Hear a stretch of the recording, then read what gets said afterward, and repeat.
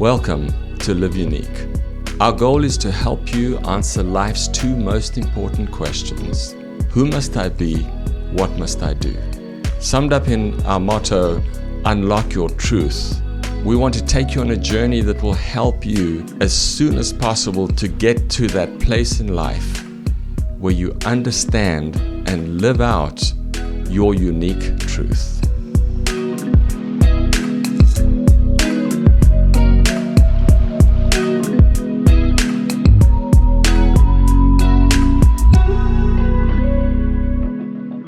Well, hello everybody. It's my greatest of joys and such a privilege to have with us today the one and only, and I can say with absolute integrity, unique Jessie Zweigenthal. Good morning. Good to be here with you. It's so good to have you, You say Jessie. unique, but I am an identical twin, so... So Jessie, here you are growing up in Schenectady with your twin sister Chelsea. What was that like for you?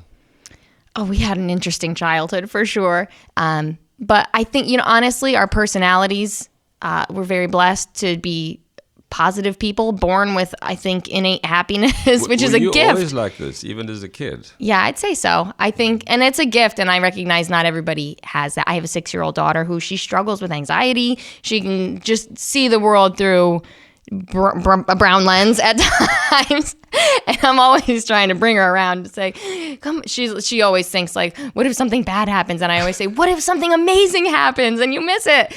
And so I think that's always been my personality. So whatever I've faced in my life, I've had that as a gift to kind of help me see the bright side and laugh my way through it. When was the first time that you became aware as a child that maybe life wasn't what it should be?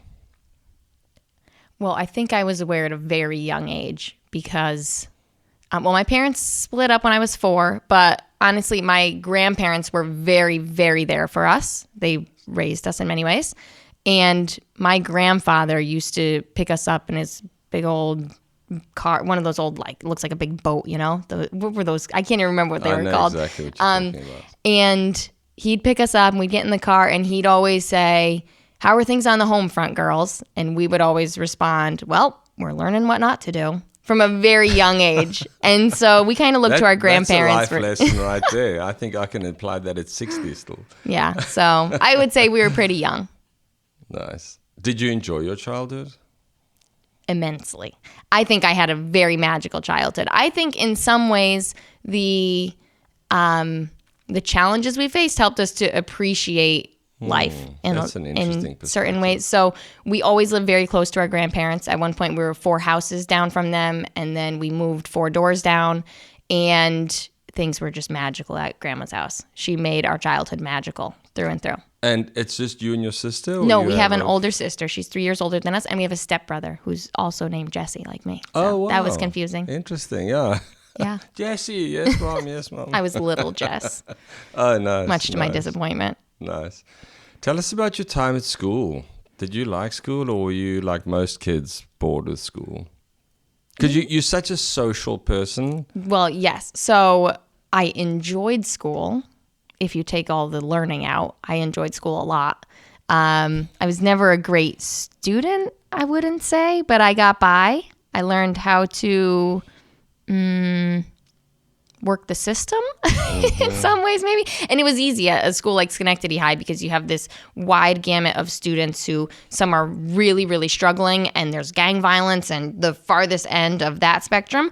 And then we hosted at our school this gifted program where kids would pay to come from good school districts to come to this wild school to access the gifted program there. And kids in the middle just kind of waltzed by. I was there in the middle. Are you in the middle? Yeah, having a real good time. Really interesting. Were you one of those kids who was happy to finish school? Were you looking forward to your future?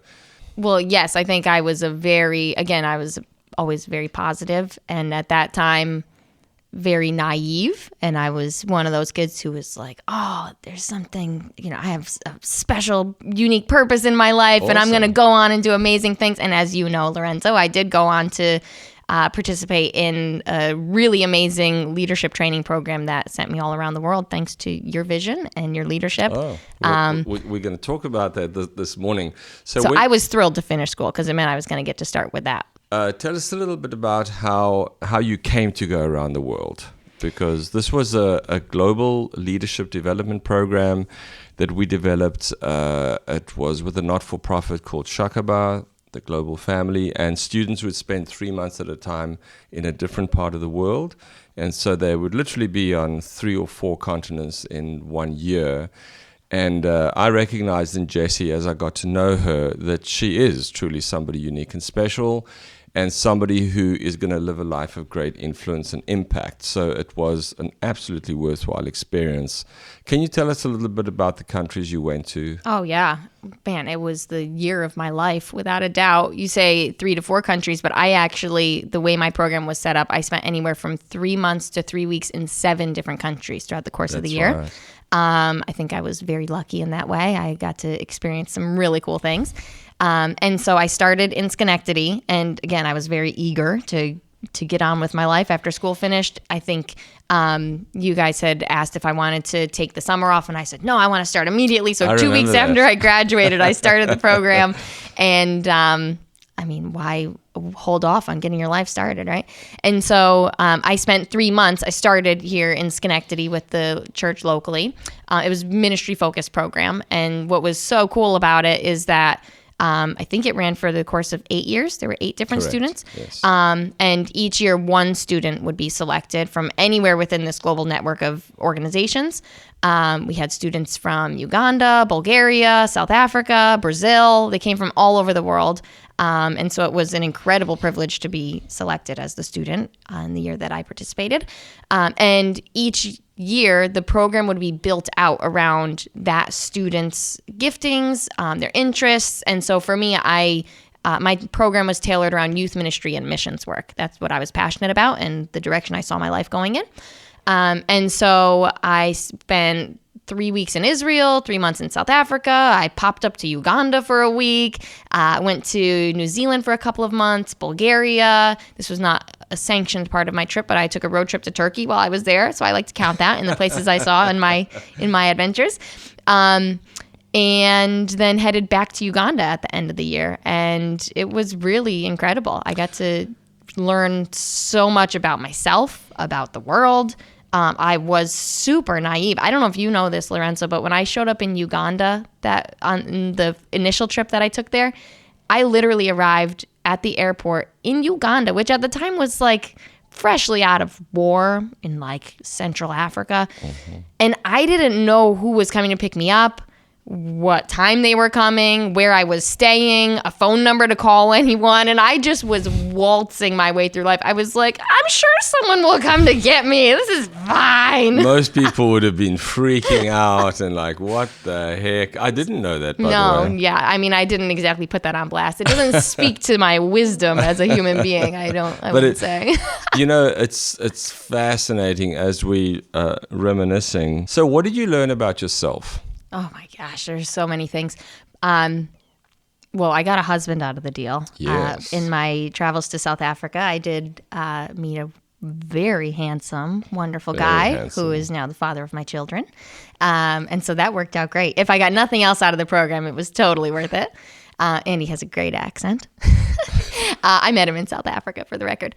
And so I would say when I think back on that, so at the end of the program, I had to write a thesis, and it had to be like, I don't know, a certain number of pages. It was supposed to be very big. Mine was probably incredibly poorly written because, as I said, I was never a great student.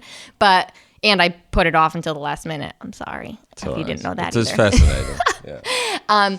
And I think the best part about having to write that was that I had to sit down and really process through a year of experiences that otherwise I would have just kind of flitted through and, skipped my way along and walked away from without internalizing some of the lessons I learned.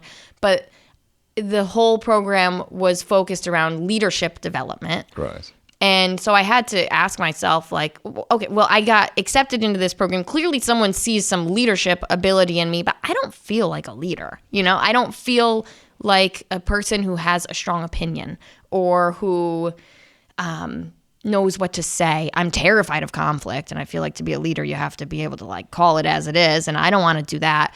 But I realized that every instance that I kind of reflected on from throughout the year and asked myself, okay, well, where did I feel strong? Where did I feel confident? Where did I feel like I brought something of value? It was that I really, I think my personality is to lead with enthusiasm. Yes. And to build momentum, which are incredibly important elements of building culture and building an organization. You need someone to bring the enthusiasm, to make people want to join in on what's happening. And I realized that is my leadership style. It's one of energy and enthusiasm. I'm not afraid. I don't like bringing conflict, but I'm not afraid to be in a room full of people who, maybe I'm the least powerful person in the room, but I don't feel intimidated. You definitely have a way of, I would say you have the gift of encouragement, first of all. And secondly, you have a way of gathering everybody behind a common goal. Or at least you can get everybody's attention and point them in the right direction. It's fascinating to me how so many leaders, I would say the majority of leaders I know, say what you said. I thought I was the last candidate to be a leader in the room.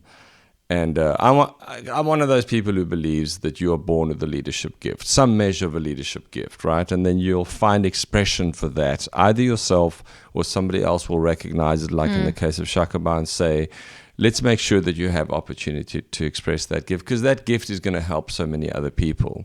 Well, I think I've been extremely blessed in that I've been surrounded by people who've recognized that in me, starting with my youth pastors, and then you, and now the organization I work in. I feel like the story of my life has been literally every step of the way, people saying, you should do this, and me saying, are you sure about that? And then saying, yeah, sure, go for it. I mean, if I reflect on my experiences and my growth and anything I've achieved in life, there has been someone behind me saying, like, sure you can. And if you can't figure it out, I'm right here, What would your encouragement be to people like you, who maybe are in that same situation? They feel something, but they don't quite know. Well, I think it comes back to an extremely common struggle that people face of imposter syndrome. Mm-hmm. I work in the tech industry now, and we hire incredibly talented people who have all the qualifications in the world and experience and you name it. They're the most qualified person in the room, and they sit in my office on my little blue couch. I'm like basically act as a therapist for 25% of my work. And they sit there and they basically tell me I'm telling you about 90% of the people at our company have shared this feeling of essentially, I'm afraid I'm going to get caught. That's what people feel internally. And it's extremely prominent in the tech industry. All of these tech guys, software engineers and people in this space have this feeling of, I don't know what I'm doing and I'm going to get caught. And what I tell them all the time is, we know that. Yeah. Nobody knows what they're doing. We hired you not because you knew the answer already, but because we think that you're someone who can find the answer and come up with a solution. That's excellent. And I accepted that a long time ago. I've always been the least qualified person in the room. Genuinely. I started my career, I started at my company as a part-time telemarketer, just looking for any kind of part-time work while I was in college. And I happened to know my boss. I reached out and said, hey, do you need help with anything? I know you're an entrepreneur or something. Can I stop by and help? And he said, I have the worst job in the world. If you want to come help me, you can come tomorrow and we'll get started. And I was like, okay, tell me more, and it didn't sound like the worst job in the world to me. So I started telemarketing for him, and we were selling an educational software product. I remember that. I think how ironic. Wasn't I the voice of the dog? Yes, you were the voice of Samson from Samson's Classroom. Right. Yes, that started your work on the mic. How funny. And here we are all these years later. Oh my word, that's hilarious. Well, anyways, the job that I had as a part-time telemarketer, that's the last time I was qualified for a job that I have held. I was qualified to do that work. And then shortly after, my boss, Jahnel, I work at a company called Jahnel Group, which I absolutely love. Darren said, hey, this is going pretty well. Why don't you start a call center? I was 19 years old. I was like, I can't start a call center. What are you talking about? And it was another one of those moments in my life where he said, sure you can. Figure it out. I think you can just do it. Why not? And so I started a call center. And it was the most ragtag group of derelict people you can possibly imagine. But we figured it out. I got stories for days on it. That's for another podcast. And then we were hustling for like, 3 or 4 years. We were building this product and it was going well. Our software applications were used in schools in all 50 states, a dozen countries. We were finding success, but it wasn't turning into success like we expected. The business model, the financials, it just wasn't adding up to what we had hoped. And so all along that process, Darren Jahnel was turning down requests to build custom software on the side. He worked on Wall Street as a developer for a decade, and people know if you need something done, you call a Jahnel and they'll get it done. So he would get calls all the time of, hey, I've got this project. Can you help me with it? And he was like, no, I've got a product. I'm building something. I don't have time for it. And one day he just said, this is crazy. The next time the phone rings, I'm just going to take a job on the side. I'll code on nights and weekends and I'll figure it out and I'm just going to make some extra money. And literally the next day the phone rang and someone called asking for a software designer, not a developer. And he said, download Photoshop, girl, we're going to Boston. And I became a software designer. And I did that for 10 years, doing software design, project management. And I say all this because it presents the picture of my career and my life. I feel like I have been incredibly blessed and lucky to be in situations where there have always, and not everybody has this. I am privileged in that there have been people there who've believed in me and resourced me and helped me. But you did say yes, like you were willing to take the chance, because this is fascinating. So I think this is helpful